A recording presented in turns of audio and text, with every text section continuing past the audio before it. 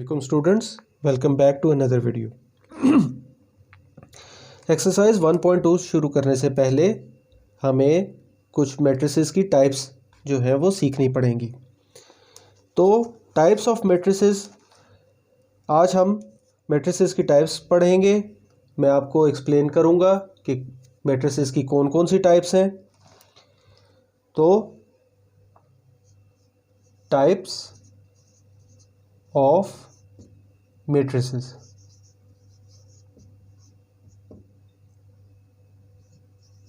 Types of matrices. तो सबसे पहले हमारे पास आ जाता है रो मैट्रिक्स।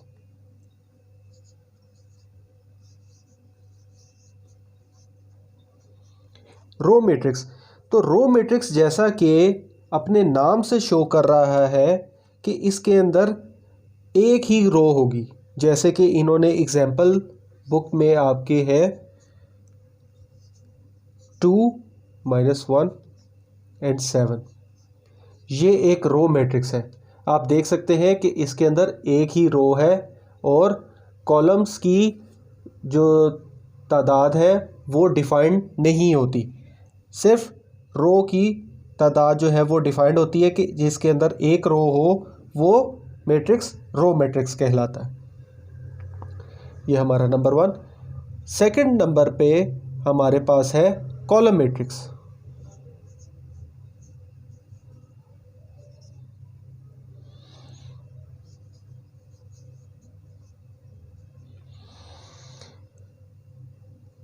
जिस तरह हमने पढ़ा रो मैट्रिक्स, एक रो वाला मैट्रिक्स रो मैट्रिक्स कहलाता है, इसी तरीके से सिंगल कॉलम वाला मैट्रिक्स कॉलम मैट्रिक्स कहलाएगा, 1 और 0।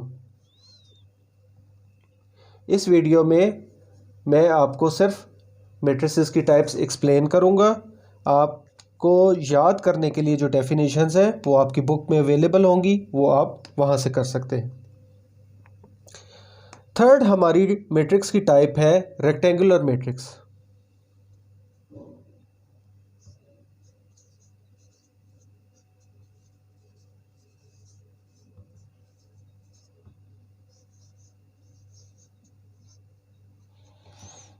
रेक्टेंगुलर मैट्रिक्स, अब रेक्टेंगल एक शेप को शो करता है। रेक्टेंगुलर शेप, जैसा कि आप सब जानते हैं, ऐसी शेप होती है जिसमें लेंथ और विड्थ जो है वो अनइवन हो। यानी कि रेक्टेंगुलर मैट्रिक्स में जो नंबर ऑफ रोज है और नंबर ऑफ कॉलम है वो इक्वल नहीं होगा। जैसा कि एक एग्जांपल ए है,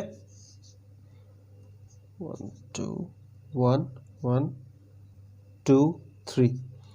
अब यहाँ पे आप देख सकते हैं कि आपके पास 3 रोज़ हैं और 2 कॉलम्स हैं, यानी कि नंबर ऑफ़ रोज़ और कॉलम्स इक्वल नहीं है। यहाँ पर एक और एग्जांपल है बी की, A B C D E F। ये डिफरेंट कन्फिग्रेशन का मैट्रिक्स है, लेकिन इसके अंदर भी रोज़ और कॉलम्स जो है उनका नंबर डिफरेंट है। उसके बाद आ जाता है स्क्वायर मैट्रिक्स।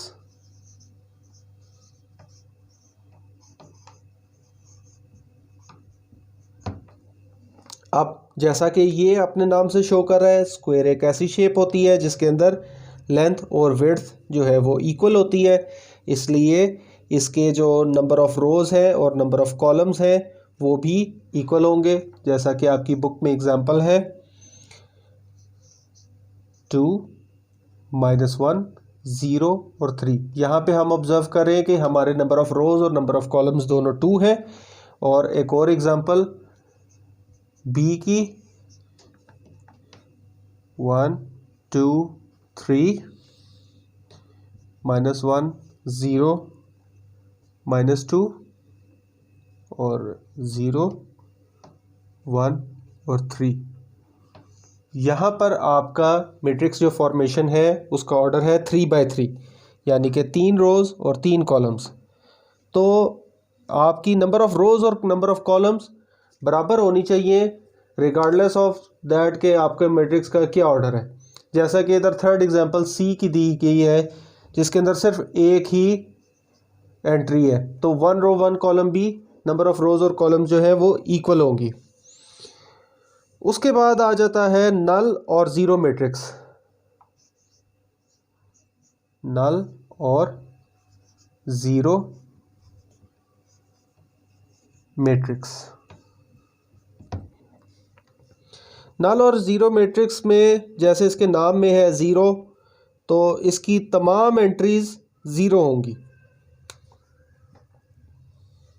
जैसे इसकी फॉर्मेशन पे कोई डिपेंड नहीं करता, जैसी भी फॉर्मेशन हो, कोई भी ऑर्डर हो। जैसे ये 2 बाय 2 का मैट्रिक्स है, ये भी एक मैट्रिक्स है, तो इसकी तमाम एंट्रीज जो है वो ज़ीरो होंगी। इसके बाद हम पढ़ेंगे ट्रांसपोज ऑफ अ मैट्रिक्स। तो उसके लिए हमें ये जो पुराना काम इरेज करना पड़ेगा, इसको हम क्लीन कर देते हैं।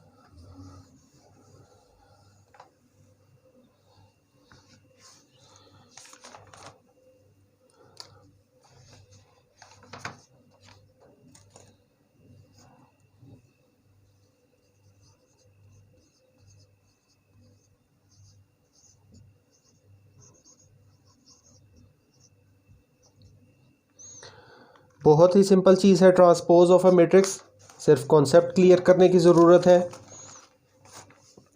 अगर आपके पास एक मैट्रिक्स है ए,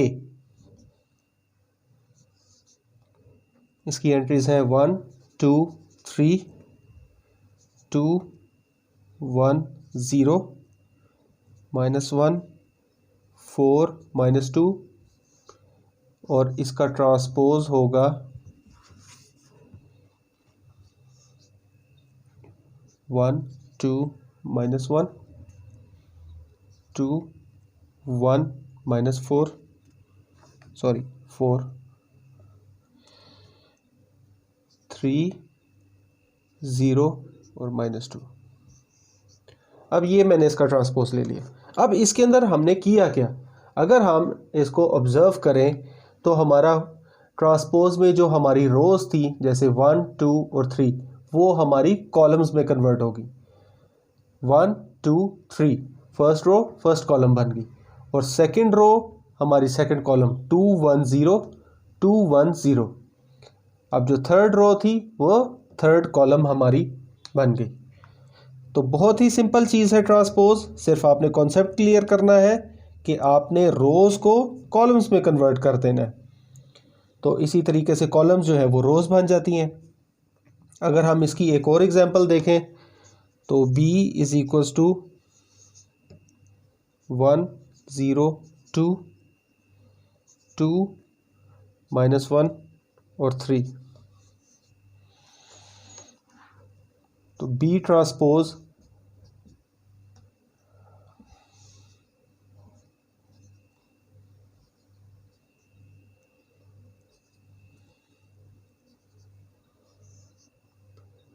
जिस सेट का नंबर ऑफ रोज और नंबर ऑफ कॉलम्स बराबर नहीं है उसकी कॉन्फ़िगरेशन चेंज भी हो सकती है। ये अब जैसे इसकी 2 रोज थी और 3 कॉलम्स थी, अब 2 कॉलम्स हो गई हैं और 3 रोज हो गई हैं, इस सेट की कॉन्फ़िगरेशन चेंज हो गई है। लेकिन करना आपने वही है, जो रोज़ हैं वो कॉलम्स बन जाएंगी। सारी एंट्रीज जो हैं उनको रीअरेंज करके आपने लिख देना है। इसके बाद आएगा नेगेटिव ऑफ अ मैट्रिक्स।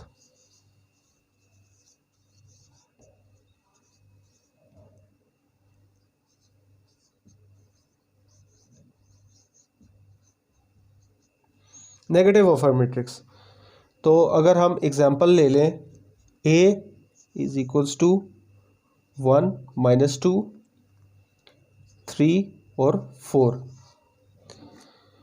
तो हमारे पास then negative of a matrix को हम ऐसे रिप्रेजेंट करेंगे -a के साथ।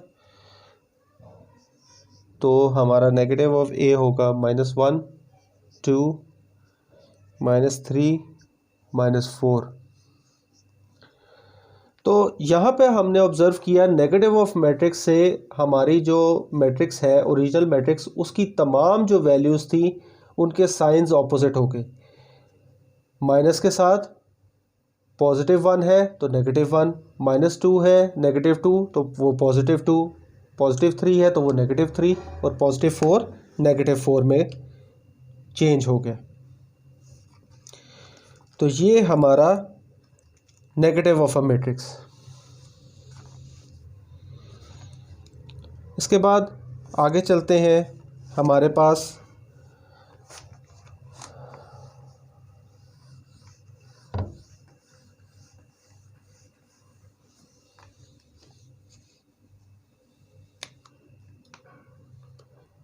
नेक्स्ट टाइप है हमारे पास सिमेट्रिक मैट्रिक्स।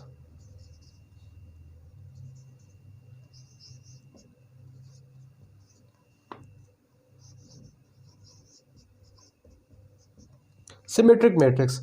अब सिमेट्रिक मैट्रिक्स की कंडीशन क्या है? इसकी कंडीशन है A transpose is equals to A। इसका मतलब ये कि अगर आप कोई सेट उसका ट्रांसपोज ले लें तो वो अगर अपने ओरिजिनल सेट के इक्वलेंट आए तो वो सिमेट्रिक मैट्रिक्स की कंडीशन को ओबे कर रहा होगा। जैसा कि एक एग्जांपल आपकी बुक में मौजूद है 1 2 3 2 -1 और 4 3 4 0। तो ये एक स्क्वायर मैट्रिक्स है। अगर हम इसका ट्रांसपोज लें तो फर्स्ट रो हमारी बन जाएगी फर्स्ट कॉलम 1 2 3। सेकेंड रो हमारी बन जाएगी सेकेंड कॉलम 2 -1 और 4। थर्ड रो हमारी थर्ड कॉलम बन जाएगी 3 4 0। और ये देखें हमारा बिल्कुल सेम मैट्रिक्स यहाँ पे बन गया। अब इसकी तमाम एंट्रीज आप ऑब्जर्व कर सकते हैं बिल्कुल सिमिलर हैं, यानी कि इसकी रोज़ और कॉलम्स चेंज करने से हमारे ओरिजिनल मैट्रिक्स पे कोई फ़र्क नहीं पड़ा। ये हमारा सिमेट्रिक मैट्रिक्स है। इसके बाद हमारे पास नेक्स्ट जो टाइप है मैट्रिक्स की वो है स्क्यू सिमेट्रिक।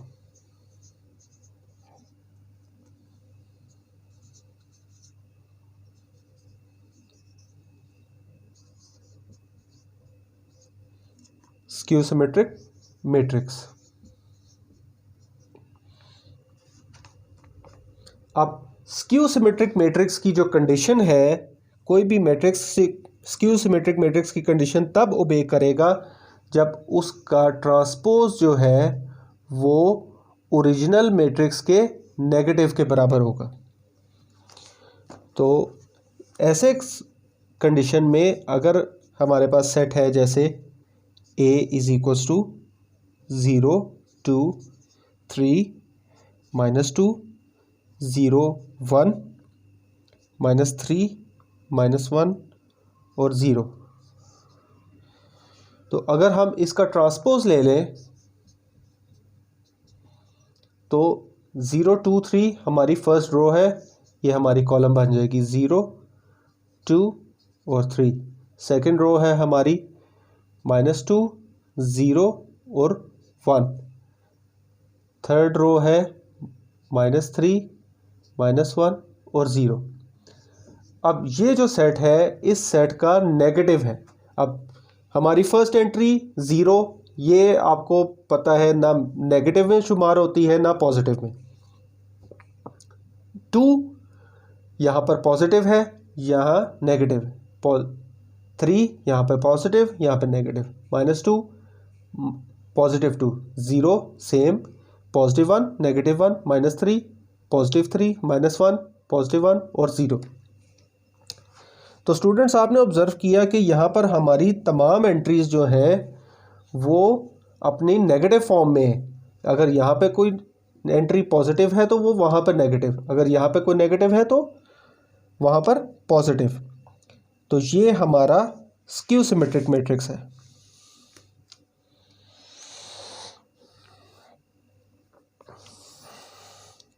इसके बाद हमारे पास नेक्स्ट टाइप है डायगोनल मैट्रिक्स।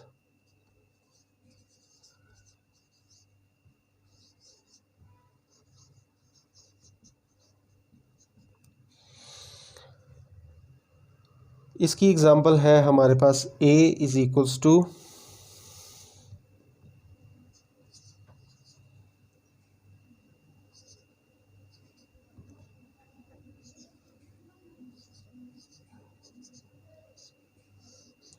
डायगोनल मैट्रिक्स की डेफिनेशन हमें ये कहती है कि वो सेट जो वो मैट्रिक्स डायगोनल मैट्रिक्स है जिसकी कम से कम एक डायगोनल जो है वो नॉन ज़ीरो एंट्रीज से कंप्राइज करती हो। तो यहाँ पर हम देख रहे हैं कि ये वाला डायगोनल जो है वो नॉन ज़ीरो एंट्रीज हैं 1 2 और 3। तो ये एक डायगोनल मैट्रिक्स है।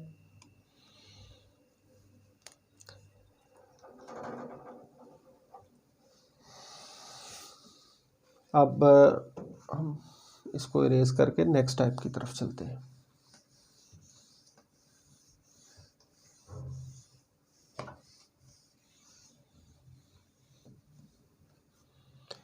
नेक्स्ट हमारी टाइप है स्केलर मैट्रिक्स।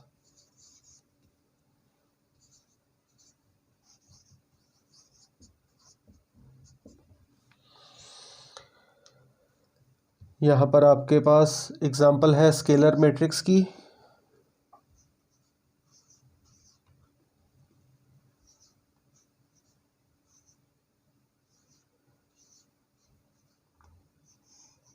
ये आपके पास स्केलर मैट्रिक्स की एग्जांपल है।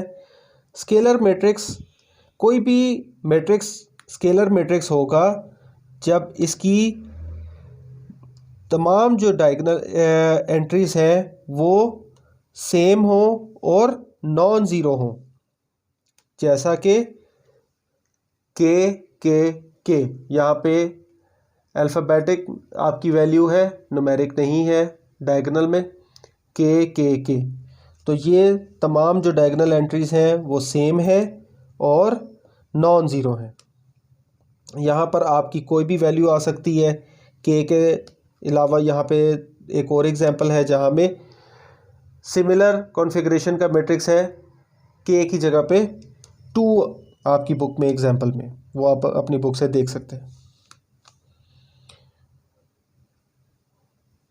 नेक्स्ट है आइडेंटिटी मैट्रिक्स।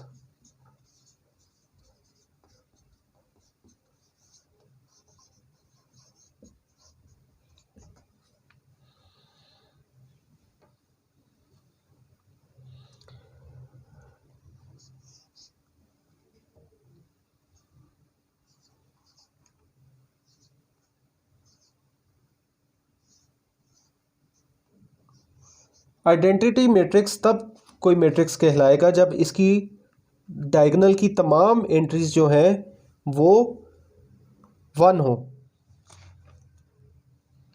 तो ये एक डायगोनल मैट्रिक्स आइडेंटिटी मैट्रिक्स हमारे पास मौजूद है। इसकी डायगोनल की तमाम जो एंट्रीज हैं वो 1 है। तो ये एक आइडेंटिटी मैट्रिक्स है। तो स्टूडेंट, ये थी हमारी मैट्रिसेस की टाइप्स। अब नेक्स्ट वीडियो में हम नेक्स्ट एक्सरसाइज की तरफ चलेंगे।